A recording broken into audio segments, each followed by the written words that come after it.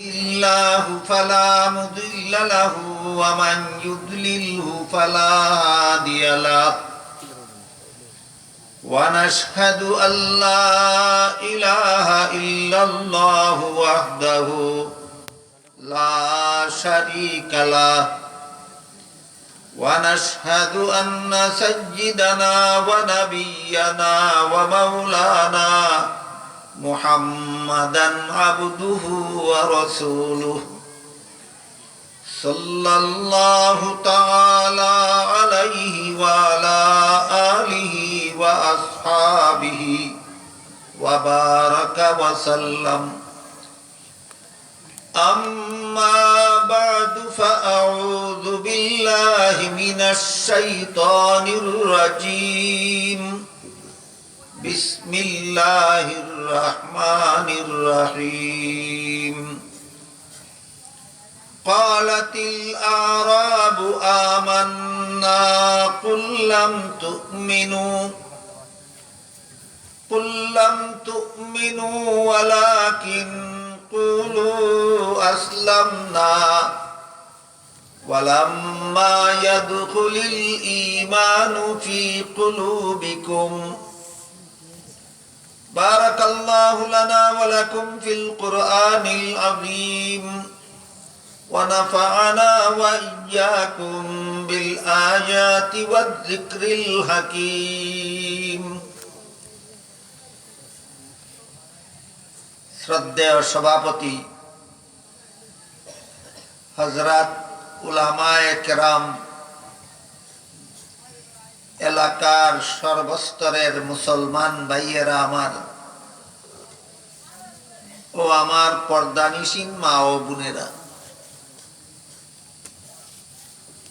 মানুষের জীবনের সবচেয়ে বড় সম্পদ হলো তার ঈমান। ঈমানের চেয়ে বড় কোনো সম্পদ মানুষের হতে পারে না। তার কারণ হলো, যে ব্যক্তি দুনিয়ার থেকে ঈমান নিয়ে বিদায় হতে পারে সেই ব্যক্তি চিরস্থায়ী জান্নাতি হয়ে যাবে। আর যে ব্যক্তি দুনিয়ার থেকে ঈমান হারা হয়ে বিদায় হবে সে চিরস্থায়ী জাহান্নামী হবে। তাহলে ঈমানের সুফল হইল চিরস্থায়ী জান্নাত। ঈমানের সুফল চিরস্থায়ী জান্নাত। যে ঈমানের বিনিময়ে চিরকালের জন্য জান্নাত পাওয়া যায়, এই ঈমানের চেয়ে বড় মূল্যবান আর কোনো সম্পদ মানুষের জীবনে হতে পারে না। এজন্য হাদিস শরীফে উল্লেখ আছে, রাসূল করিম সাল্লাল্লাহু আলাইহি ওয়াসাল্লাম বলেন, হযরত মুসা আলাইহিস সালাম একবার আল্লাহকে বলেছিলেন, হে আল্লাহ, আমি নবী হিসাবে আমাকে আলাদা একটা জিকির দান করো। আল্লাহ পাক রব্বুল আলামিন মুসা আলাইহিস সালামকে বললেন, সবচেয়ে বড় মূল্যবান জিকির যদি করতে চান তাহলে লা ইলাহা ইল্লাল্লাহ জিকির করুন। মুসা আলাইহিস সালাম বললেন, হে আল্লাহ, এই লা ইলাহা ইল্লাল্লাহ তো সমস্ত মুমিন মুসলমানেরাই পড়ে, আমি নবী হিসাবে স্পেশাল জিকির পাইলাম কিভাবে? এটা তো কোনো স্পেশাল জিকির হইল না। আল্লাহ পাক রব্বুল আলামিন মুসা আলাইহিস সালামকে বললেন, হে মুসা আলাইহিস সালাম, 7 আসমান 7 জমিন যদি এক পাল্লায় তোলা হয়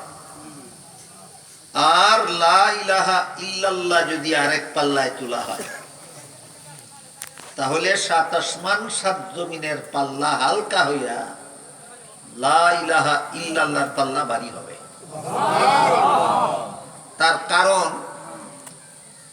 কারণটা আমাদের বোঝা দরকার। তার কারণ হলো, কেউ যদি 7 আসমান 7 জমিনের মালিক হয়ে যায় কিন্তু লা ইলাহা ইল্লাল্লাহ বিশ্বাস করে না, বলেন চিরকালের জন্য জাহান্নামে যাবে কিনা? আসমান জমিনের মালিক না হওয়ার কারণে জাহান্নামে গেল, না লা ইলাহা ইল্লাল্লাহ বিশ্বাসী না হওয়ার কারণে? আর কেউ যদি লা ইলাহা ইল্লাল্লাহ বিশ্বাসী হয়, এই বিশ্বাসটার নাম ঈমান। কেউ যদি লা ইলাহা ইল্লাল্লাহ বিশ্বাস করে 7টা পয়সারও মালিক না হয়, তবুও সে চিরকালের জন্য জান্নাতে যাবে কিনা? তাহলে 7 আসমান 7 জমিনের মূল্য বেশি না লা ইলাহা ইল্লাল্লাহর মূল্য বেশি? এই জিনিসটা বিশ্বাস করার নামই হইল ঈমান। আমাদের বর্তমান সমাজের অনেক মুমিন মুসলমানদের এই মহামূল্যবান সম্পদ ঈমান সম্পর্কে পরিষ্কার কোনো ধারণা নাই, যে ঈমান নিয়ে মরতে পারলে আমি চিরকালের জন্য জান্নাতে যাব। এই মহামূল্যবান সম্পদটা আমার মধ্যে আছে কি নাই, থাকলে কতটুকু হেফাজতে আছে, কতটুকু নষ্ট হয়েছে, আমাদের অনেকের এই খবর নাই। এই অবহেলা মারাত্মক। কোন মুমিন মুসলমানের মধ্যে নিজের ঈমানের ব্যাপারে অবহেলা থাকা উচিত নয়।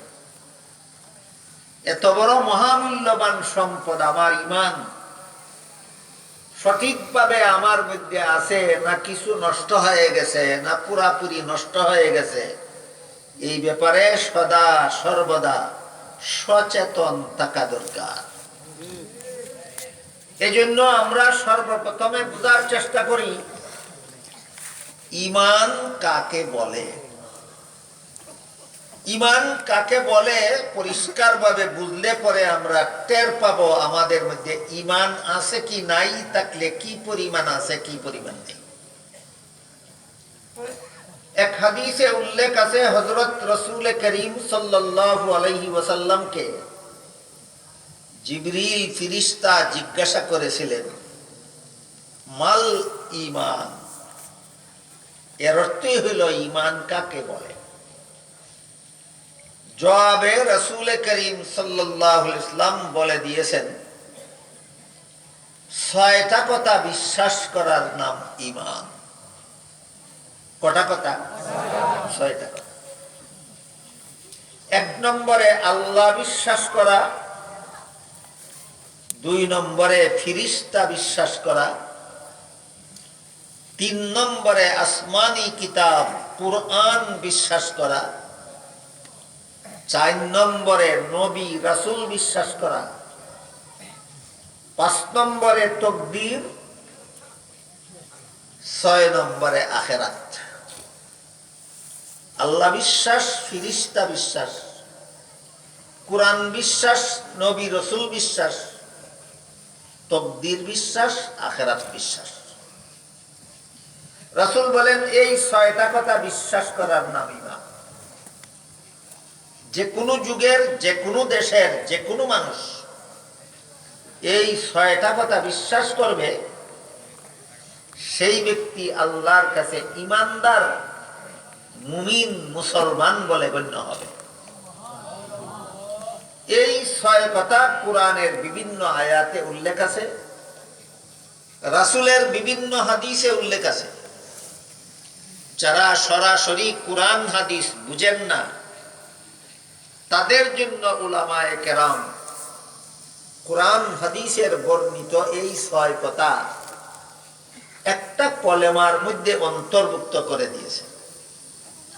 এখন আপনারা যারা সরাসরি কোরআন হাদিস বুঝেন না, আপনারা কোরআন হাদিস ঘাটাঘাটি করতে হবে না, খুঁজাখুঁজি করতে হবে না, এই কলেমাটা বুঝে শুনে গ্রহণ করলেই আপনি ঈমানদার হয়ে যাবেন। এই কলেমাটার নাম হলো ঈমানে মুফাসসাল। আমানতু বিল্লাহি ওয়া মালাইকাতিহি ওয়া কুতুবিহি ওয়া রুসুলিহি ওয়াল ইয়াউমি আখিরি ওয়াল কদরি খাইরিহি ওয়া শাররিহি মিনাল্লাহি তাআলা ওয়াল বাসি বাদাল মাউত।